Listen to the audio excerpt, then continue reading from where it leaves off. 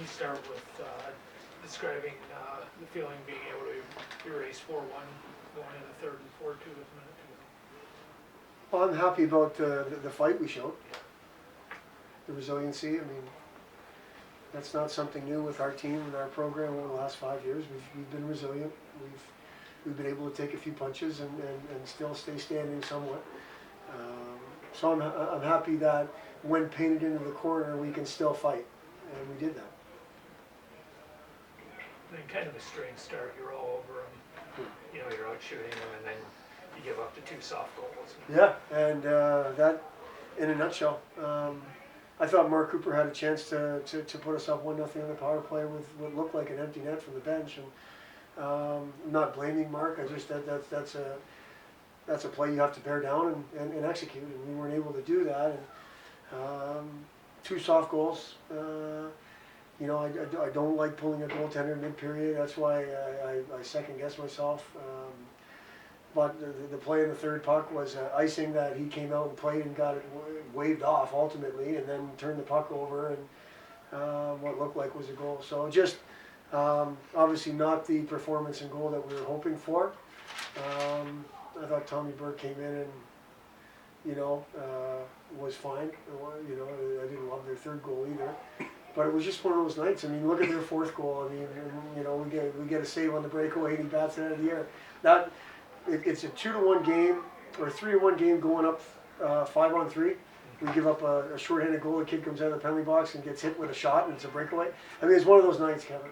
The fact that we were able to score 2 goals in 45 seconds or a minute, whatever it was at the end there, I think just put a big cherry on top of the game tonight. Just one of those weird games with a bunch of ups and downs. The percentage aside on the power play tonight, did you feel better about that with the chances you were getting? I felt pretty good about our chances last night too, Kevin. I don't know if it was from start to finish, but there were some good looks last night. Yeah, but again, you go.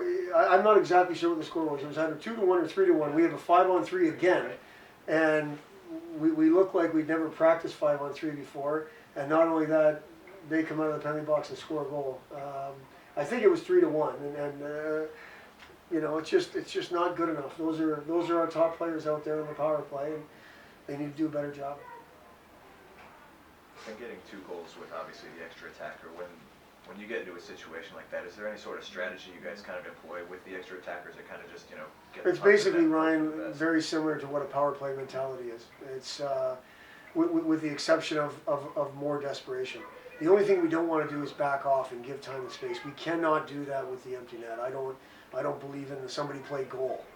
If we wanted someone to play goal, we'd keep the goalie in there. Let's move forward. Let's put pressure, because they want us to back off. We got lucky on the second goal with a turnover, and Murph did a nice job of basically corralling the puck, putting it down, and scoring.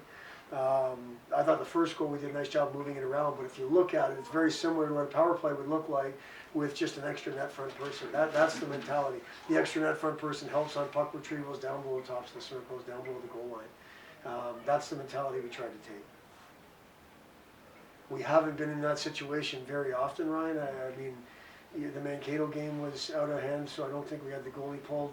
Ohio State we did that. We were able to score. The Miami game in Oxford, I think it was the same thing. So we haven't had a whole lot of practice at it. I don't want to sound arrogant about that, but we just haven't. The opportunities we've had, we've done a nice job of at least creating chances and getting zone time with the extra attacker.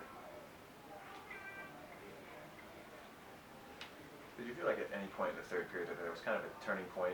I mean, even before Walker's goal, it seemed like you guys came out and were playing better than you had in the second period. Yeah, I don't think there was a turning point. I think there was a 4-1 deficit at home going into the third period. I think that was a little bit of a wake-up call when you've got 20 minutes in between periods to think about that and stew on it. That's what our guys did, and they came out.